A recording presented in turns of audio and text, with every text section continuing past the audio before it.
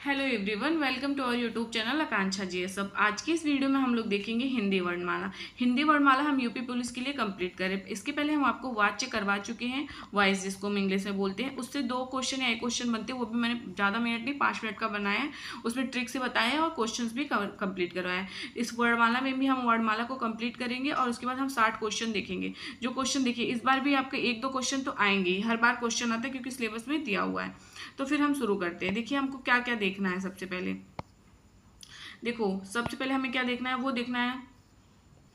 सबसे पहले पूछ लेगा विवृत स्वर। देखो विवृत स्वर कौन सा होता है, बड़ा आ। ठीक है, बड़ा आ याद रखिए। अर्ध विवृत स्वर जो होते हैं इसमें छोटा आ, ए हो गया और अ हो गया, याद रखिएगा। ए हो गया और अ हो गया। उसके बाद समृद्ध स्वर में कौन कौन आते हैं, देखो समृद्ध स्वर में याद रखिएगा छोटा ई बड़ा ई। ठीक है, छोटा ई बड़ा ई, छोटा ऊ बड़ा ऊ। समृद्ध स्वर में, अर्ध समृद्ध स्वर में क्या क्या आते हैं, जैसे ए हो गया, ओ हो गया, ये याद रखिएगा। एक चीज याद रखिएगा, हिंदी में व्यंजनों की जो संख्या है ना वो 33 है। हिंदी में व्यंजन की संख्या कितनी है, 33 है। स्पर्श व्यंजन क्या होता है, स्पर्श व्यंजन की संख्या 25 होती है।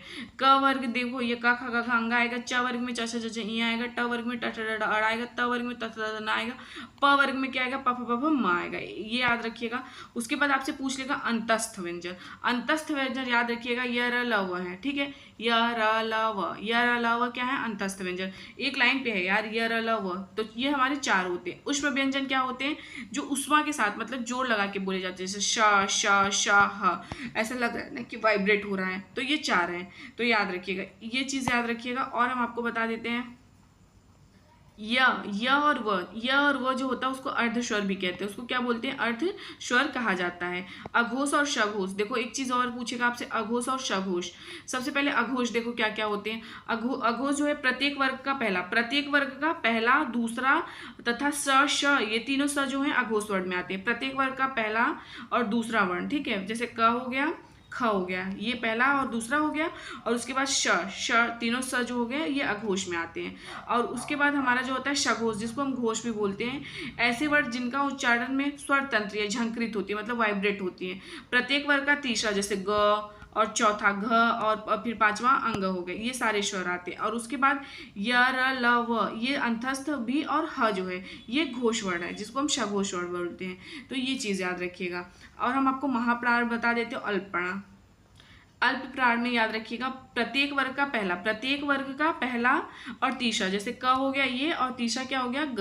पहला, तीसरा और अंग पांचवा जो होता है, और अंतस्थ वर्ण, ये सब अल्प प्राण में आते हैं। कौन कौन से हैं देख लीजिएगा, क, ग, अंग, च, ज, इय, ट, ड, अड़, त, द, न, प, ब, म, य, र, ल, व, ये अंतस्थ हैं, ये याद रखिएगा। ये हमारे अल्प प्राण होते हैं। फिर महाप्राण हम देखते हैं, ऐसे वर्ण जिनके उच्चारण में श्वास अधिक मात्रा में निकले, हंकार की ध्वनि उत्पन्न हो, महाप्राण कहलाते हैं।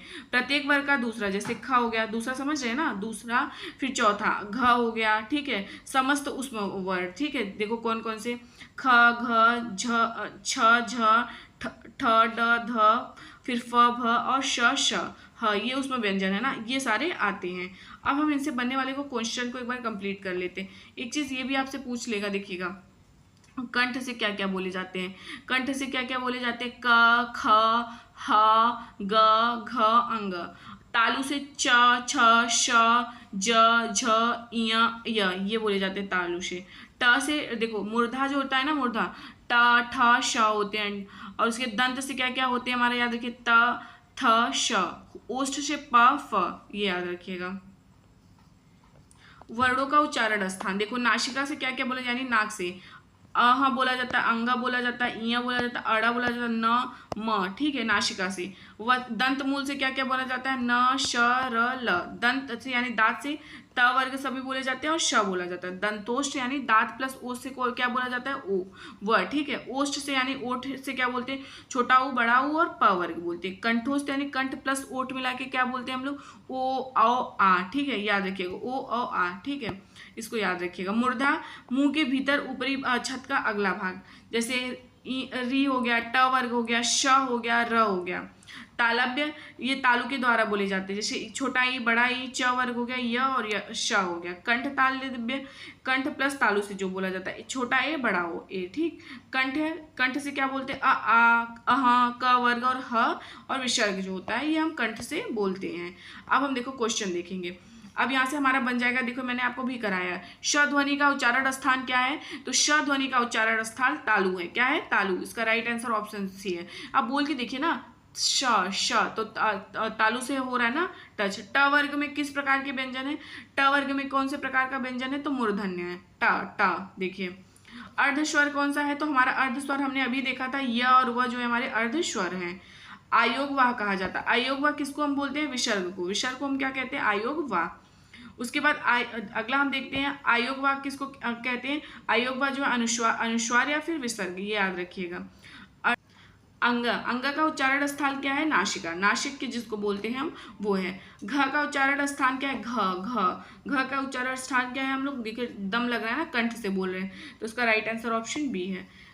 देखो छ से छत्री वाला वर्ड किसके योग से बना है, याद रखिए क्वेश्चन कई बार पूछ चुका है, क श। इसीलिए देखिए मेरा नाम आकांक्षा सब बोलते हैं, लेकिन आकांक्षा है, आकांक्षा छ है ना लास्ट में, तो किससे बना है, क प्लस श, ये याद रखिएगा।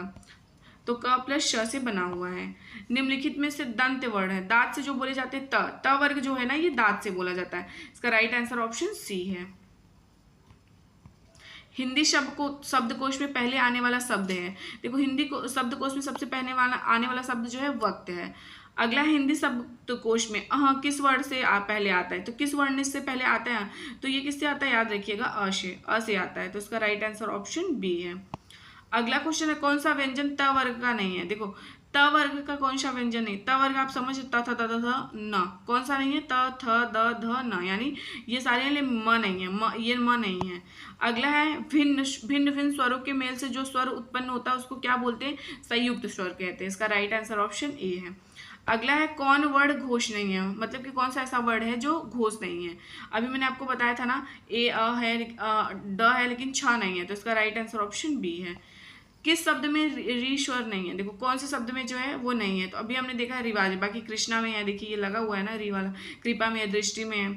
अगला है किन ध्वनियों के अनुसार ध्वनियों को अनुस्वार कहा जाता है। अनुस्वार किसको बोलते हैं, स्वर के बाद आने वाली नासिक की ध्वनियां हम जिनको क्या बोलते हैं, वो होता है अनुस्वार।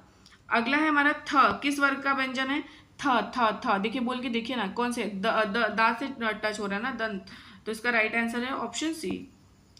अगला है हिंदी भाषा में विविध ध्वनियां कौन सी हैं जो स्वतंत्र रूप से बोली या लिखी जाती हैं, तो कौन सी हैं, वो याद रखिएगा स्वर है। इसका राइट आंसर ऑप्शन ए है।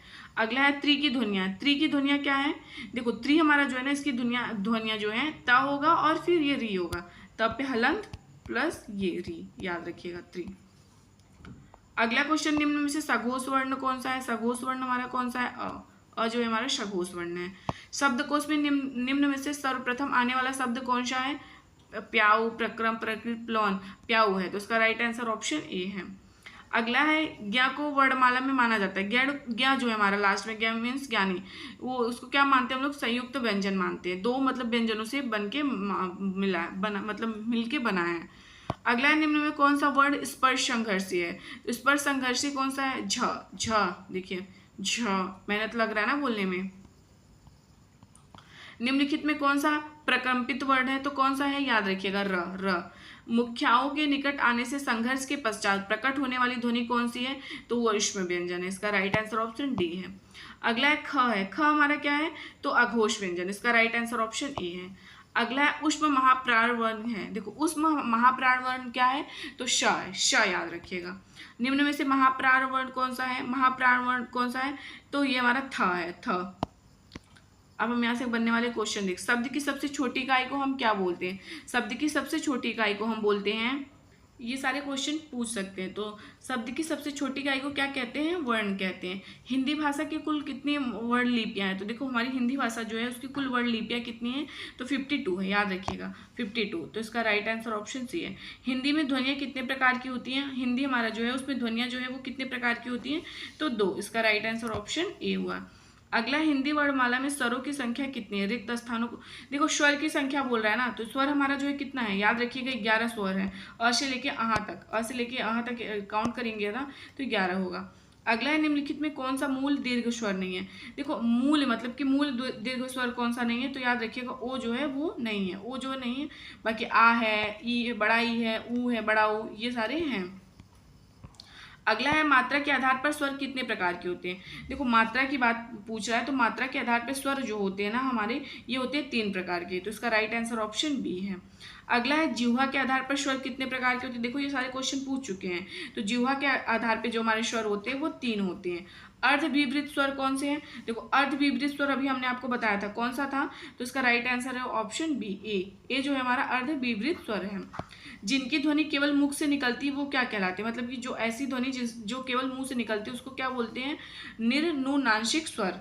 अगला है ओठों की आकृति के आधार पर निम्नलिखित में से कौन अवृत मुखी स्वर है। मतलब कि ओठों की आकृति के अकॉर्डिंग पूछ रहा है, तो कौन है, ई। देखिएगा उस तरह से बनते हैं। निम्न में से ओष्ठ, ओष्ठ वर्ड कौन सा है। मतलब कि ऐसा कौन सा शब्द है जो ओठ से बोला जाता है, तो कौन सा है, ऊ। देखिए कुछ होता है ना, ऊ सब बोलते हैं। तो देखिए ओठ का काम हो रहा है ना, ओठ गोला गोला बन रहा है, बोल के देखिएगा। किस शब्द में ऋषि नहीं है। देखो इसमें है, इसमें है, इसमें, लेकिन इसमें नहीं है। तो इसका राइट आंसर ऑप्शन डी है, डी आज में नहीं है। अगला हमारा जो क्वेश्चन है 13 नंबर का, निम्नलिखित में कौन से शब्द अनुनासिकता नहीं है। देखो अनुनासिकता वाले जो हैं कौन सा शब्द नहीं है, याद रखिएगा। तो ये कौन सा नहीं है, चारपाई नहीं है। बाकी संभावना है, संभव है, संभावित है। देखिए बुंदी बुंदी लगी है ना इस सब में, तो ये नहीं है, डी। तो इसका राइट आंसर ऑप्शन डी है। अगला हिंदी वर्णमाला में व्यंजनों की संख्या। देखो हिंदी वर्णमाला में व्यंजन की संख्या पूछ रहा है, तो कितना है। तो हिंदी वर्णमाला में व्यंजन की हमारी जो संख्या है वो याद रखिएगा 33 है। तो इसका राइट आंसर ऑप्शन सी है। निम्न में से दंत ध्वनि कौन सी है। दंत देखो कौन सा, च, फ, ख, ल, कौन सा ऐसा दांत से हमें प्रतीत हो रहा है दांत से बोलने पे, तो कौन सा हो रहा है, ल ना दांत से। तो इसका राइट आंसर है ऑप्शन सी। अगला हमारा 16 नंबर का क्वेश्चन है, अंतस्थ और ऊष्म वर्ण कितने होते हैं। देखिए हमारा जो अंतस्थ है और ऊष्म वर्ण जो है ना वो याद रखिएगा कितने होते हैं, वो 8 होते हैं, 8। अगला है दो व्यंजन जब एक साथ मिलते हैं तो क्या कहलाते हैं। दो व्यंजन जब एक साथ मिलते हैं तो वो संयुक्त व्यंजन कहलाते हैं। जैसे भी छत्री वाला हमने देखा ना, ज्ञानी देखा है हमने, ठीक है। छत्री क और श से मिलकर बनता है। ये क्वेश्चन बहुत बार पूछ चुका है, तो याद रखिएगा। अगला है हिंदी वर्णमाला में कुल कितने आयोग वाह हैं। तो हिंदी वर्णमाला में जो आयोग वाह है हमारे 2 हैं। अगला है हिंदी वर्णमाला में कुल कितने मतलब कि आयोग वाह, ये तो हमने देख लिया। अगला 19 नंबर का क्वेश्चन है, इनमें से कौन सा व्यंजन संघर्षी है। तो ह हमारा जो है संघर्षी व्यंजन है। तो इसका राइट आंसर ऑप्शन ए है। अगला हमारा 20 नंबर का क्वेश्चन है, काकल्य वर्ण कौन सा है। काकल्य वर्ण हमारा कौन सा है, तो हमारा ये है ह। ह को हम काकल्य वर्ण भी कहते हैं। र का जो विवरण है, र जो है किससे बोला जाता है, तो र हमारा जो है ना वो वत्स्य, लुंठित, संघोष, अल्पप्राण व्यंजन है, याद रखिएगा। इसका राइट आंसर ऑप्शन ए होगा। अगला हमारा 22 नंबर का जो क्वेश्चन, निम्न में से कौन सा व्यंजन पार्श्विक है। देखो ये वाला भी कई बार क्वेश्चन पूछ चुका है, तो पार्श्विक व्यंजन कौन सा है, याद रखिएगा, ल। अगला हमारा जो क्वेश्चन है ये है, निम्न में अर्ध स्वर कहलाता है, य, याद रखिएगा। ये और वह जो है हमारा अर्ध स्वर है। तो इसका राइट आंसर ऑप्शन ए हुआ। अगला है स्पर्श व्यंजन, कंठ ध्वनि, अघोष, महाप्राण ध्वनि है। ये किसकी बात कर रहा है, तो ये याद रखिएगा ये बात कर रहा है ख की। तो इसका राइट आंसर है ऑप्शन सी, ऑप्शन सी इसका राइट आंसर है। अनुस्वार के संबंध में कौन सा कथन उपयुक्त नहीं है। अनुस्वार के बारे में दिया हुआ पूछ रहा है, कौन सा कथन मतलब कि उपयुक्त नहीं है, तो इसे न के रूप में दर्शाया जाता है, ये गलत है। देखो ये अनुस्वार नासिक व्यंजन होता है, ये सही है। इसका उच्चारण आगे आने वाले व्यंजन से प्रभावित होता है, बिल्कुल सही है। इसे इस तरह से रूप में लिखा जाता है, चंद्रबिंदी के रूप में, हाँ ये भी सही है। तो गलत कौन सा है, ऑप्शन सी। अगला है निम्नलिखित में मूल ध्वनियों के लिए जो चिन्ह मान लिए गए तथा जिस रूप में लिखे जाते हैं उसको हम क्या बोलते हैं। मतलब कि सेम टू सेम की बात कर रहा है, तो उसको बोलते हैं हम लिपि। तो इसका राइट आंसर ऑप्शन बी है। जब एक ही ध्वनि का द्वित्व हो जाए तब वो क्या कहलाता है। मतलब एक ध्वनि जो होता है ये 2 तरह से हो जाए तो उसको हम क्या बोलेंगे, युग्मक ध्वनि। तो इसका राइट आंसर ऑप्शन बी है, ऑप्शन बी इसका राइट आंसर है। अगला हमारा 28 नंबर का क्वेश्चन है, जिन शब्दों में अंत में अ आता है उन्हें क्या बोलते हैं। मतलब जो भी वर्ड होगा जिसके लास्ट में आ आता होगा उसको हम क्या बोलते हैं, तो उसको बोलते हैं अक्रांत। इसका राइट आंसर ऑप्शन डी है।